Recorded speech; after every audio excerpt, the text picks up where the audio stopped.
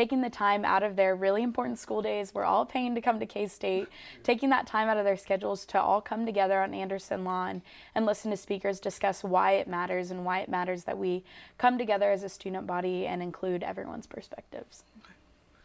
Well, thank you for your time, Lacey. Let's toss it back over to Austin at the desk with more news. Austin? Thanks, guys. The Food Recovery Network serves about 100 pounds of food to the Manhattan community each night. The source of their food might surprise you. Channel 8's Brianne Smith has the story. Jordan Lund has a passion for feeding the hungry and is the volunteer coordinator for the Food Recovery Network. Lund says that the rescued food serves those who might not have any idea where their next meal is coming from. But then it's people from the community who have found the resources of the Common Table, knowing that there's a meal that they can come eat and feed their family. The K-State Food Recovery Network has saved over 17,000 pounds of food in just 3 years. Part of because there's such a need, but also seeing the amount of food waste that can occur, making sure that there's somewhere that's an outlet for it, that it can go and have another purpose. On weeknights, the Food Recovery Network volunteers come here to the K-State Athletic Performance Table, where they save and donate what would have been wasted food. Ryan Likes, the kitchen coordinator for the First United Methodist Church in Manhattan, feels as if his work with this organization helps impact those in need. The community meal serves a number of functions. It does provide a safety net for people that are experiencing food insecurity. That's probably, I would say, that was our most important goal. Each week, the K-State chapter of the Food Recovery Network saves, on average, 500 pounds of food.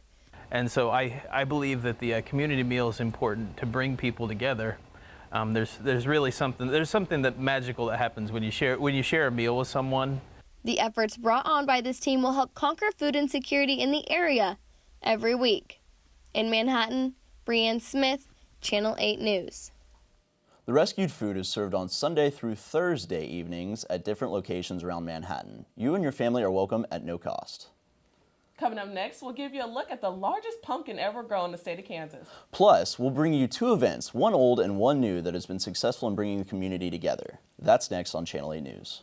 Land Grant University, entrusted with serving the needs of our communities and world through the nation's most important research and testing. We don't cater to what's popular. We come together to find out what's next, what will save lives and better the world. Since 1863, our values haven't changed, but our methods have. What defines a land grant university? Community, progress, you. With fall finally being here, people look forward to all things the season has to offer. We're off. Oh, for God. Limitless learning. Conducting research that is tried and true, and then tried again. Crossing disciplines, blazing trails, discovering better methods that lead to global solutions. What is the K-State graduate student experience? Unrestricted, proven, you. What ignites inspiration? It's sparked in every victory, every banner carried high. It's lit in traditions that bind each generation together. It's found in the people who push us to never settle and who serve those without a voice. It's iconic. It's groundbreaking. It's a new generation of world changers and answer seekers. What ignites inspiration? Tradition, passion, you. With fall finally being here, people are looking forward to all the things the season has to offer. Some like Halloween, others like the cooler weather, but for some it's pumpkins, and giant pumpkins at that. This year, the Flint Hills Discovery Center was able to house Kansas's largest pumpkin on record. Jacob Marenser, a K-State grad from Westmoreland, weighed in his record pumpkin on September 8th at 1,176 pounds, beating his previous record of 940 pounds. Flint Hills Discovery Center Assistant Director Catherine Hensler says why you need to come see this monster if you haven't already. Till noon on Friday, October the 5th. So we don't charge admission to come see the pumpkin. Admission is only if you decide to come into the Discovery Center and go through the exhibit. So just come on in, take your picture with it, take a selfie with it, tag us in that selfie, and come experience Kansas's largest pumpkin on record. Kansas held their annual farmers market just last week. The farmers market was hosted in Bosco Plaza on Wednesday from 11 a.m. to 1 p.m. It gave K-State students and faculty the opportunity to sell their homegrown produce and homemade goods. People from Manhattan also like to use this as a way to support local vendors. K-State engineer Matt Campbell works on a farm with his wife out in Wamingo and has been coming to the farmers market for 2 years. He believes the farmers market is a great way for the Manhattan community to come together. Well, it gives us a place to all come together and focus on our local community and wellness. So we bring products that are both healthy and raised locally. So the money stays here, the nutrients stay here, and we can support each other directly. This past weekend, TinGaiCon hosted its 13th annual gaming convention at Pottorff Hall at Seco Park. To get a closer look at the event, Channel 8 reporter Michaela Kitchen went to check it out. The annual TinGaiCon convention creates a home for gamers of all sorts here in Manhattan. Gamer Don Isley, who is also the convention creator and coordinator, says games like these are a way to reconnect socially. Gamers are kind of a community, and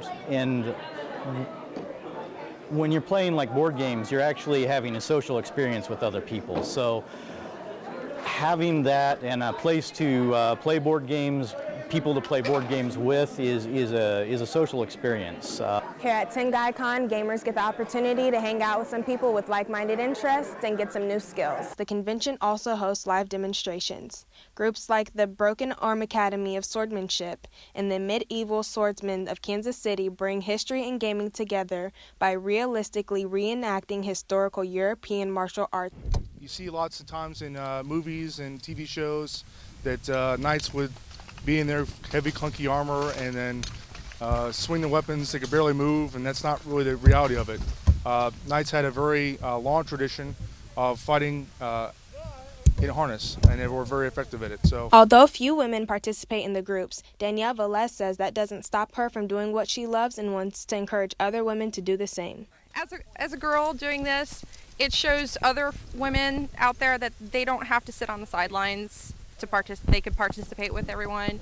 Robert Trigueros, head instructor of the Broken Arm Academy of Swordsmanship, says he enjoys the time it allows him to spend with friends. We get to meet our friends and beat each other up in medieval armor and weapons. So it's a small but very tight-knit community that enjoys this. And so when we can get together and do this, it's always a good time. Throughout the convention, gamers participated in a silent auction with proceeds going to the Manhattan Public Library. In Manhattan, Kansas, I'm Michaela Kitchen for Channel 8 News. For more information about this and next year's convention, be sure to check out their website at tingaicon.com. Manhattan is still just beginning to get a grasp on the dollar amount from the recent flood damage. And rain patterns set in this last night. Will it continue throughout the week? Is Manhattan in for another flood? We'll have that answered next.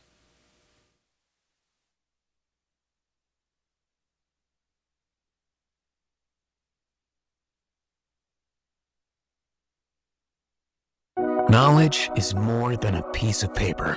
It's being committed to leaving the world a better place, dedicated to limitless learning, conducting research that is tried and true, and then tried again, crossing disciplines, blazing trails, discovering better methods that lead to global solutions. What is the K-State graduate student experience?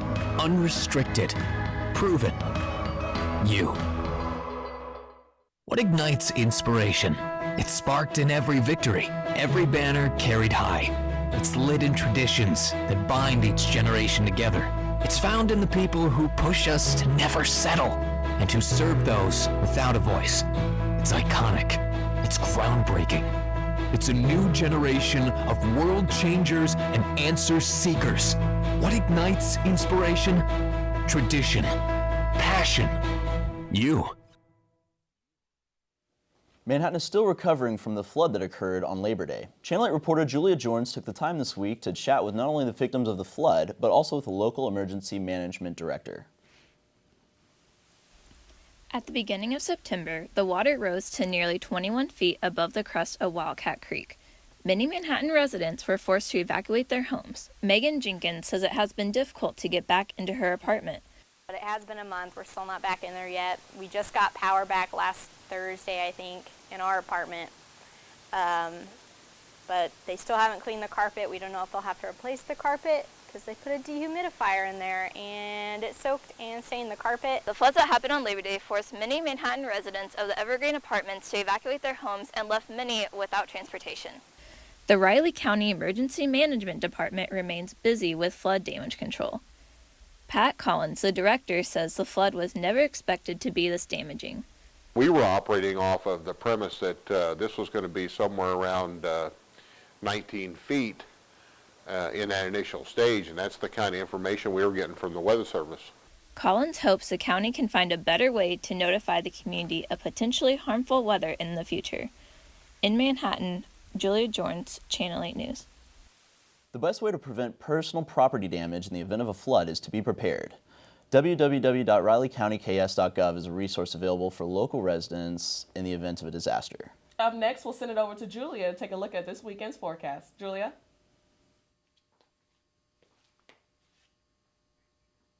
Thanks, guys.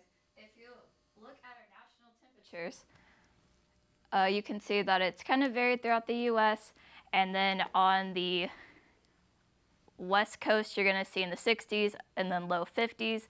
And 86 around Arizona. If you get around the middle of the country, you're going to see low 60s, high 50s, and then down in Texas around 80s. And then on the East Coast as well, it'll be high 80s. And then for our 7-day radar, you're going to see that across the country, we're going to get a lot of rain. And if you're going to look at Kansas, you're going to see we're going to see about 5 to 7 inches of rain, which is just 2 inches less than what we had before whenever we had the flood about a month ago. On the Kansas map, it's around 50s across the state and low 60s, high 50s around Manhattan. And then if you look at our 24-hour agenda,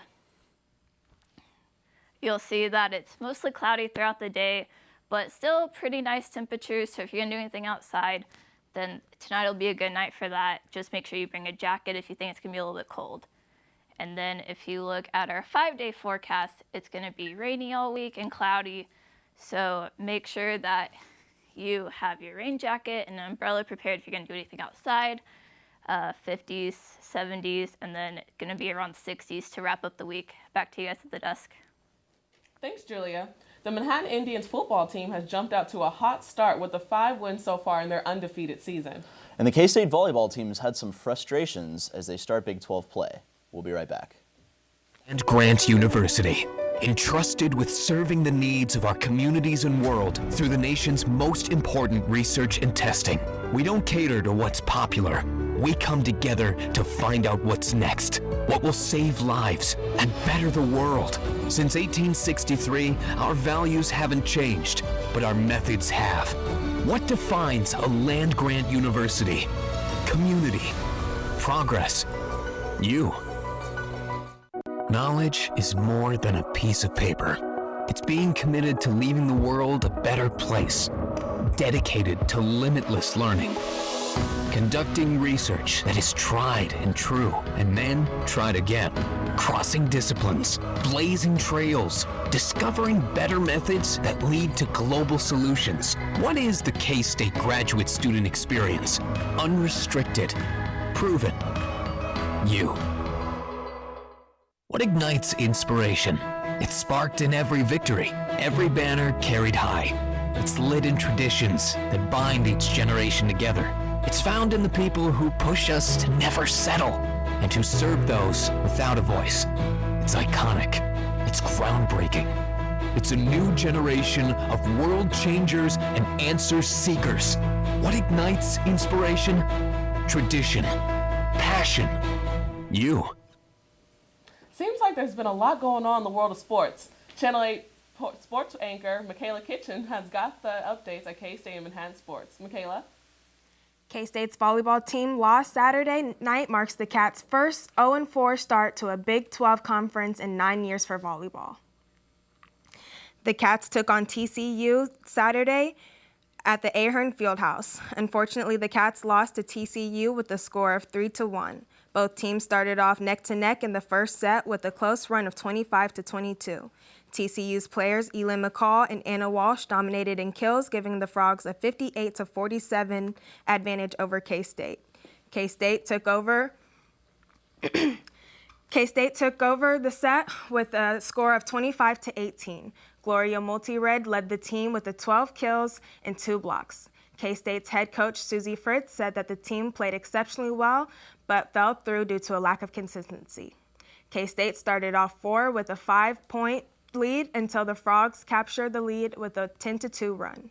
Redshirt senior Kylie Zumak contributed 8 kills and 12 digs, while outsiders Alyssa Schultjens and added another 8 kills with Macy Flowers 7.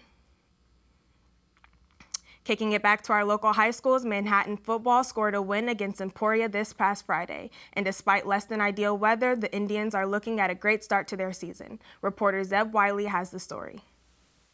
Friday night lights. Despite drizzling rain and cold air, students and parents alike come out to support the Manhattan High School Indians as they took on the Emporia State Spartans this past Friday night. The Indians led the Spartans throughout the evening, finishing 41-14 by the end of the fourth quarter. A clear victory adding to their 5-game win streak. It is post-game here at Bishop Stadium, and as you can see, the visiting team has left. The bleachers are now empty, but one thing that is not empty is Coach Shart's playbook. We did a nice job first half, really took control. Defense played really well. Offense capitalized, and we really had a very good first half. Yeah, the kids are doing a great job this year. We're doing a good job of preparing for each opponent, but the goal is to get better every week and continue to go 1-0 every week.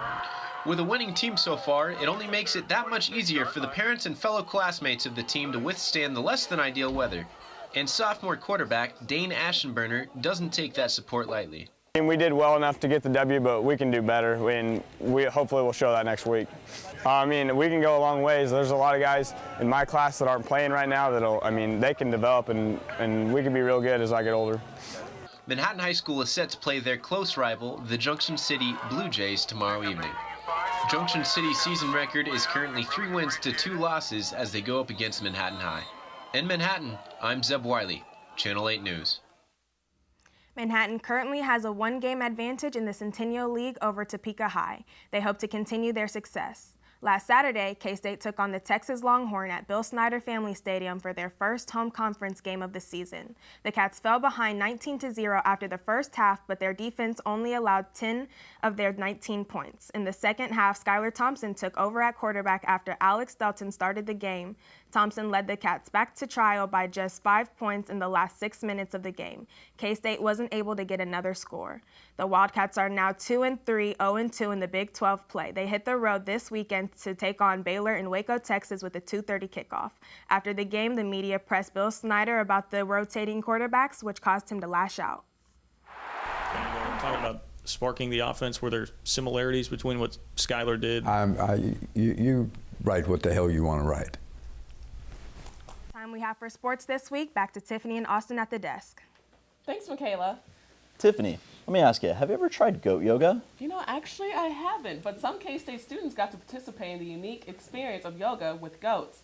We'll have to show you their fun next on Channel 8 News. Land Grant University, entrusted with serving the needs of our communities and world through the nation's most important research and testing.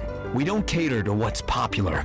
We come together to find out what's next, what will save lives and better the world. Since 1863, our values haven't changed, but our methods have. What defines a land-grant university? Community, progress, you. Knowledge is more than a piece of paper. It's being committed to leaving the world a better place, dedicated to limitless learning. Conducting research that is tried and true, and then tried again. Crossing disciplines, blazing trails, discovering better methods that lead to global solutions. What is the K-State graduate student experience? Unrestricted, proven, you. What ignites inspiration? It's sparked in every victory, every banner carried high. It's lit in traditions that bind each generation together. It's found in the people who push us to never settle and who serve those without a voice. It's iconic. It's groundbreaking. It's a new generation of world changers and answer seekers. What ignites inspiration? Tradition, passion, you. The resident assistants at Drawdown Apartments welcomed some furry friends to the K-State campus for a unique social program. On Sunday afternoon, residents of Drawdown Apartment Complex had the opportunity to participate in the latest health craze, goat yoga. About 10 goats from Lazy T Ranch mingled with yogis during a 4-group yoga session. Once the yoga practice was over, participants were able to ride horses, feed other animals such as donkeys, miniature ponies, and alpacas. Event coordinator R.A. Owen Michael was excited about the feedback. Well, that's about all the time we have. Thanks for tuning in, folks, to Channel 8. We hope we see you next Thursday. Have a great day.